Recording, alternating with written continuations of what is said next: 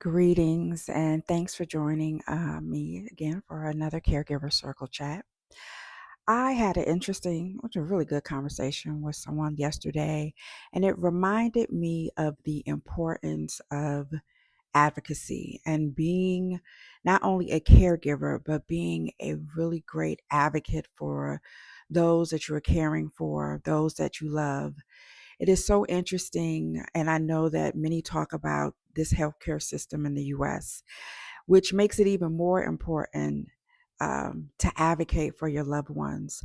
And it reminded me of an experience that I had that I was sharing with someone a few years ago, wasn't that many, and I may have talked a little bit about this, that my dad was in the hospital.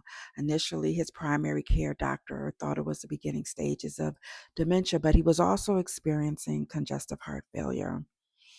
And so he went to the hospital, and the first doctor that was on his case, I asked him, I think he explained to me that my dad also was having some leaking of the heart valves.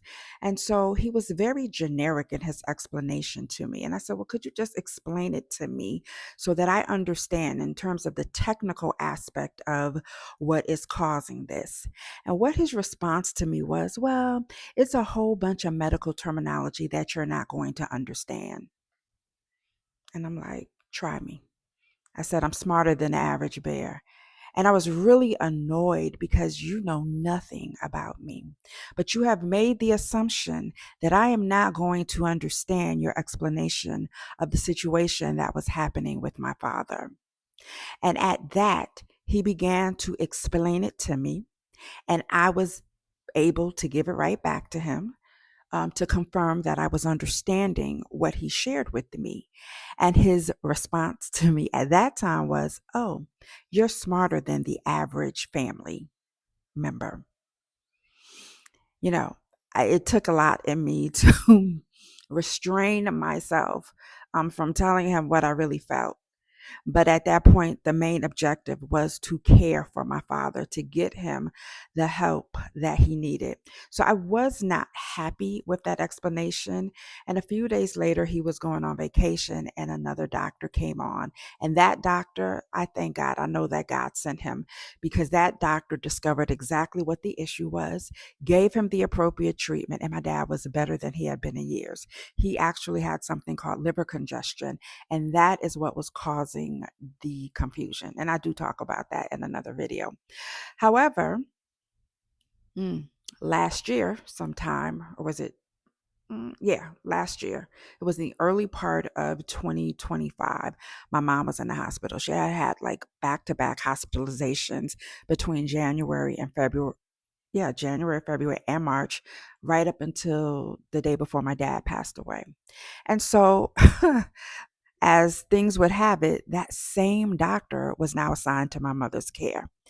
And I just, kind of held my breath, said a prayer, and like, okay, Lord. And so he came on and he says to me, he's telling me about my mom's condition, saying that, she needs to do X, Y, and Z.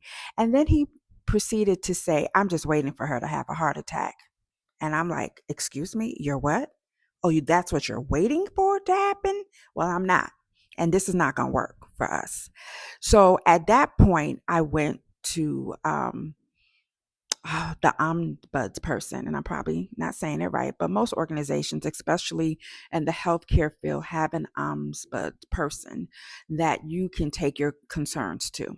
And so, with that said, I reached out to that person and I said, "Hey, this doc," and I didn't say "Hey" like that, but I said that this doctor, I was unhappy with the care that he was providing my mother.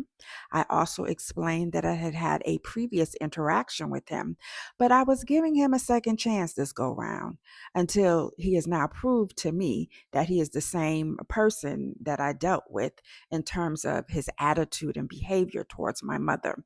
And so, with that said, thank God, immediately he was taken off of her case, and not the doctor was assigned to her. And that doctor was a lot better. And I share all of this to say, because sometimes we feel like it's very difficult to go through the red tape.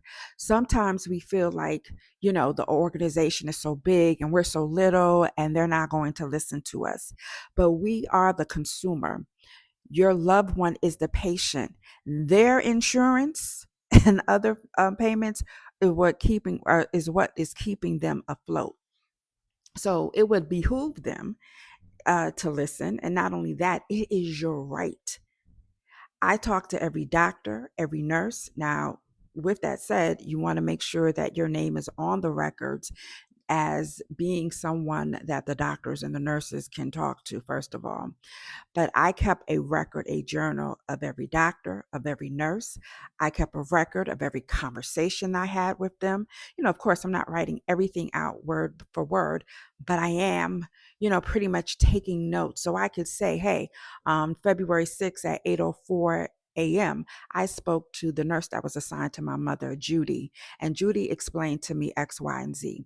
Those things are important. So when you have a situation and you even start the conversation by saying, hey, on this date at this time, I spoke to Nurse Judy and she told me this. I will tell you that puts people on their guard, and they're going to go above and beyond because they know that you're no joke, that you're taking records, that you are watching, that you are involved. And that's why even if you can't make it to the hospital, you make sure you make a phone call and let them know that they have loved ones that love them, that care for them, and that are watching, that are being vigilant about what is happening with their loved one.